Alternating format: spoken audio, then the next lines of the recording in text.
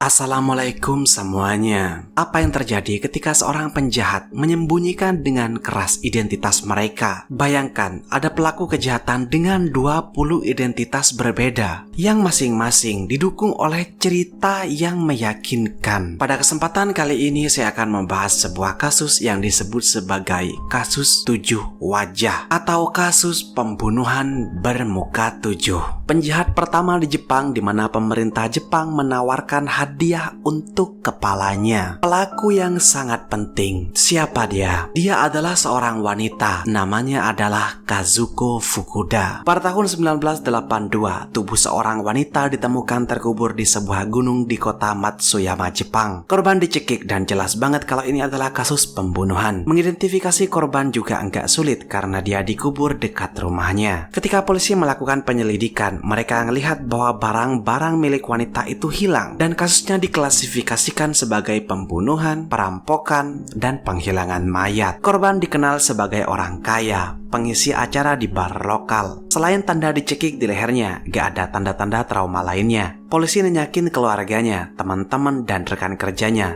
tapi gak ada yang ngasih informasi kuat untuk nangkep si pelaku. Beberapa hari kemudian, keanehan terjadi. Ayah korban melihat aktivitas mencurigakan di rekening putrinya. Seseorang telah nyoba menarik uang dari rekening korban. Karena putrinya jelas udah gak hidup lagi, ayahnya ngelaporin hal itu ke polisi, yang dengan cepat mulai menyelidiki rekening tersebut. Dalam waktu yang sama, pacar korban juga ngasih tahu polisi bahwa ada saksi kunci. Seorang staf apartemen melihat 3 orang dan 1 wanita lagi memuat atau membawa barang-barang milik korban ke atas truk. Dan staf itu masih ingat dengan nomor polisi dari truk itu. Ini adalah terobosan besar karena memungkinkan polisi untuk melacak truknya. Dari sana polisi ngelacak catatan penyewaan truk dan didapatlah 1 nama atas kasus tersebut. Berbekal informasi ini, polisi lalu datang ke rumah orang penyewa truk untuk diinterogasi. Ketika polisi tiba, suami Kazuko menyambut mereka di pintu. Selama interogasi, suami Kazuko secara mengejutkan mengakui bahwa dialah yang mengubur mayat di gunung. Tapi dia mengklaim kalau perbuatan itu atas perintah Kazuko. Setelah Kazuko mendengar polisi datang ke rumahnya, Kazuko melarikan diri dengan naik taksi dengan nama palsu dan dengan demikian memulai pelariannya. Polisi merilis, menyiarkan secara nasional ciri-ciri Kazuko, kayak tinggi, warna rambut, dan ciri-ciri lainnya. Dan sejak saat itu Kazuko menjadi buron. Kasus ini jadi sangat menarik karena kasusnya berlarut-larut dan liputan media semakin meningkat, tapi sikap Kazuko jadi lebih berani, kayak nantangin, nggak takut sama sekali. Tapi sebelum kita membahas pengejaran itu, saya akan ceritain dulu kehidupan Kazuko yang akhirnya mengarah ke titik ini.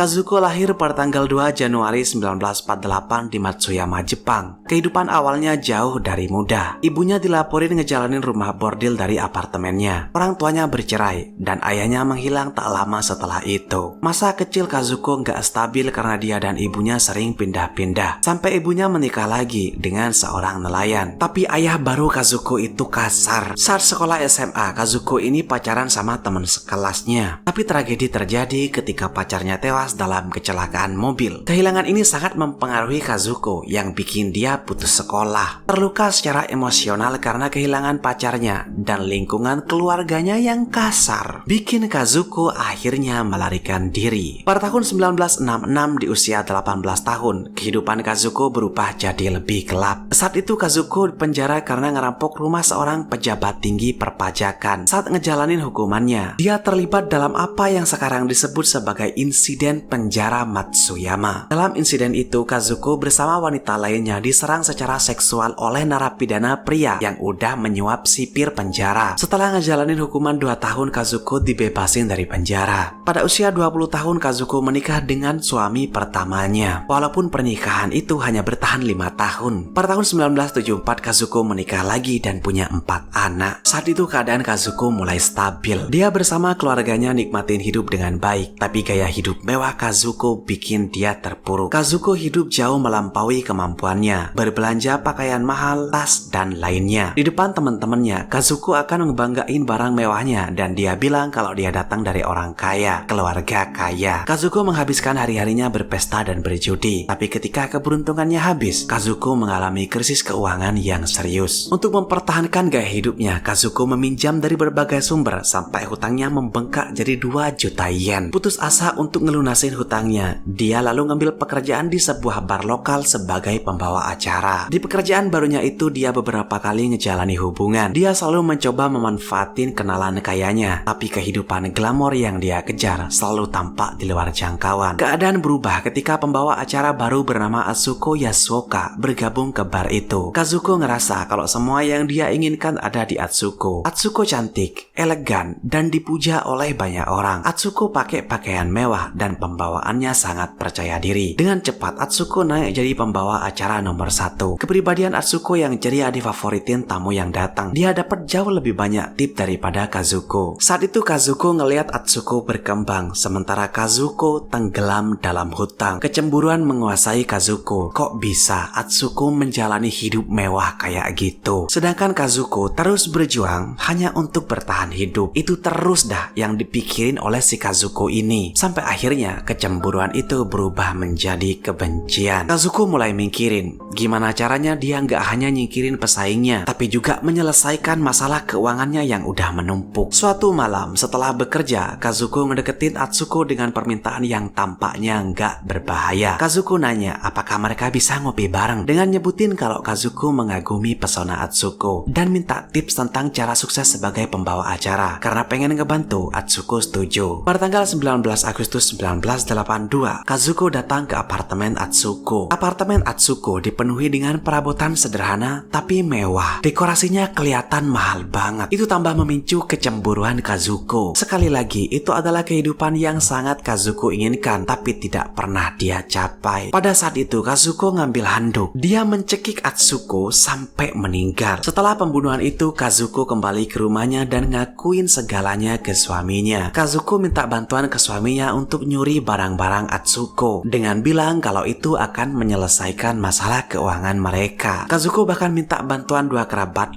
untuk nyewa truk pindahan. Kazuko bilang ke kerabatnya bahwa temannya ingin pindah tanpa sepengetahuan keluarganya. Kazuko mengambil informasi bank Atsuko yang mencakup rekening sejumlah 9 juta yen. Lebih dari cukup untuk ngelunasin hutangnya. Dengan bantuan suaminya, Kazuko mengosongkan apartemen Atsuko, mengambil perabotan, pakaian, tas, dan barang-barang lainnya. Tapi Kazuko nggak nyuri barang-barang itu untuk dijual. Tujuannya adalah untuk menciptakan alibi kalau si Atsuko ini lagi kabur dari rumahnya, menghilang secara sukarela. Di Jepang ada fenomena budaya di mana orang terkadang ninggalin rumah mereka di tengah malam, mutusin hubungan dengan keluarga dan teman untuk memulai hidup baru di tempat baru. Praktik ini sering kali berasal dari tekanan lingkungan kerja yang keras di Jepang dan ekspektasi masyarakat. Cemerlang juga ya ide si Kazuko ini. Kazuko bersama 2 kerabatnya dan suaminya naikin barang-barang itu ke atas truk. Tapi Kazuko nggak bawa barang-barang itu ke rumahnya sendiri. Dia nyembunyiin semuanya di sebuah apartemen yang terkadang dia gunain untuk bertemu dengan kekasih gelapnya. Seorang pria yang gak tahu kalau Kazuko udah menikah atau tentang rencana pembunuhannya. Setelah nganterin barang-barang dan ngucapin selamat tinggal kepada kerabatnya, Kazuko dan suaminya berkendara sejauh 18 km ke Gunung Matsuyama. Di sanalah, di daerah terpencil, mereka mengubur tubuh Atsuko dengan harapan gak akan ada yang nemuin. Keesokan harinya, Kazuko nyoba narik uang dari rekening Atsuko. Transaksi ini menimbulkan warning bagi keluarga Atsuko yang dengan cepat ngerasa ada yang gak beres. Segera setelah tubuh Atsuko ditemukan dari sana, polisi langsung menemukan momentum. Kayak yang udah saya sebutin sebelumnya, setelah polisi ngelacak truk sewaan, suami Kazuko ditangkap karena ngebantu menutupi pembunuhan dan penyembunyian mayat Atsuko. Di sisi lain, Kazuko kabur ke Kanazawa. Di Kanazawa, Kazuko mengadopsi identitas baru dan menyebut dirinya sebagai Shinobu Unodera. Di sana dia jadi pelayan di toko makanan ringan. Polisi juga udah nyebarin ngirim foto Kazuko dan detailnya secara nasional. Takut seseorang akan ngenalin Kazuko, Kazuko pergi ke Tokyo untuk ngelakuin operasi plastik. Percaya diri dengan operasi plastiknya, Kazuko kembali ke Kanazawa dan ngelanjutin hidupnya. Tapi pada hari ke-39 dalam kehidupan buronnya, hal-hal berubah secara nggak terduga. Saat itu, Kazuko sedang teleponan sama kekasih gelapnya, ngobrol santai tentang kehidupannya sekarang. Dalam percakapan itu, Kazuko mulai ngerasain ada yang nggak beres. Dia sadar kalau polisi sedang bersama kekasihnya dan ngelacak lokasinya. Tapi entah trik apa yang dilakuin Kazuko, mungkin dia udah nyediain sebuah alat yang jelas Kazuko bisa memalsukan sinyal, bikin seolah-olah dia lagi berada di kota Kansai, bukannya di Kanazawa. Polisi yang ketipu ngikutin jejak itu ke Kansai. Tentu aja mereka di situ nggak dapetin apapun.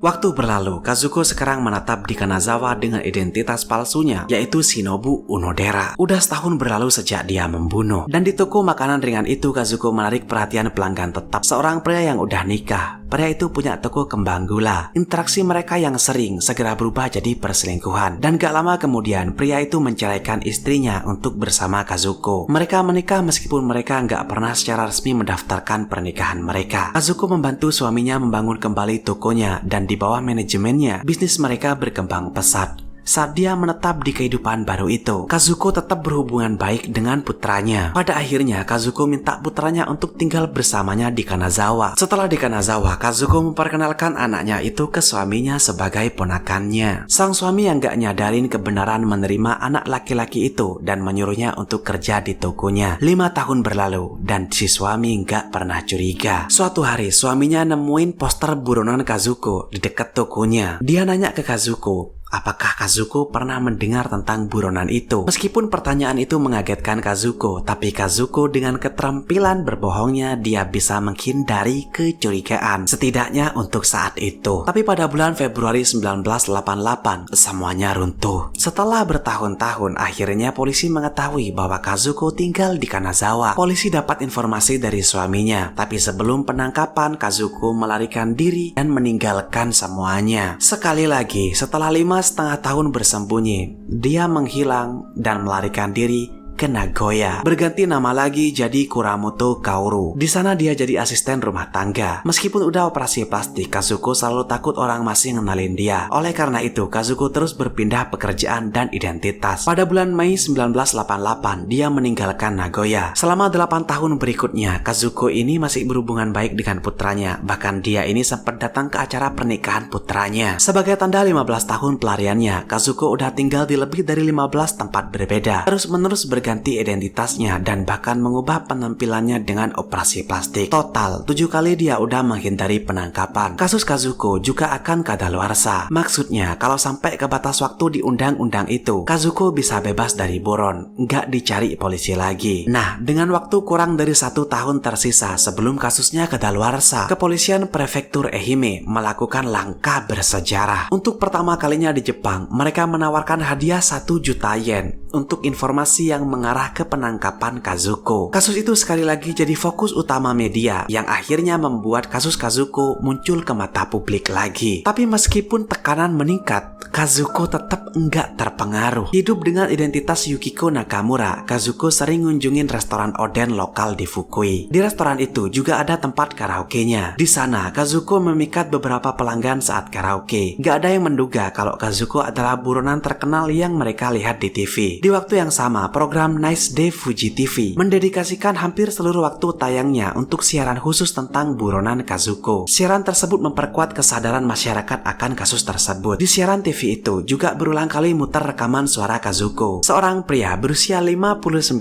tahun yang adalah pelanggan tetap di toko oden mengenali suara rekaman itu, yang terdengar seperti teman karaoke-nya bernama Yukiko Nakamura, identitas palsu dari Kazuko. Dia segera ngelaporin kecurigaannya itu ke polisi. Tapi karena hanya kecurigaan, polisi hanya menginterogasi Kazuko di toko oden itu aja. Selama interogasi, Kazuko ini minum alkohol. Dia juga gak mau diambil sidik jarinya. Dia langsung ninggalin tempat itu gitu aja. Polisi lalu minta pemilik restoran untuk ngasih botol yang udah diminum oleh Kazuko dan barang-barang lain yang udah disentuh oleh Kazuko. Nah, dari barang-barang ini polisi bisa dapat sidik jari Kazuko dan kecurigaan mereka terkonfirmasi. Sidik jarinya itu sama persis dengan yang ditemukan di tubuh Atsuko Yasuoka bertahun-tahun yang lalu. Dengan hanya tersisa 23 hari sebelum kasusnya kadaluarsa, keberuntungan akhirnya berbalik. Dengan bantuan pemilik Oden yang mengundang Kazuko, keesokan harinya Kazuko muncul dari persembunyiannya. Kazuko akhirnya ditangkap pada tahun 1997, menandai akhir dari hampir 15 tahun pelariannya. Dia secara resmi didakwa atas pembunuhan Atsuko Yasuoka pada tanggal 18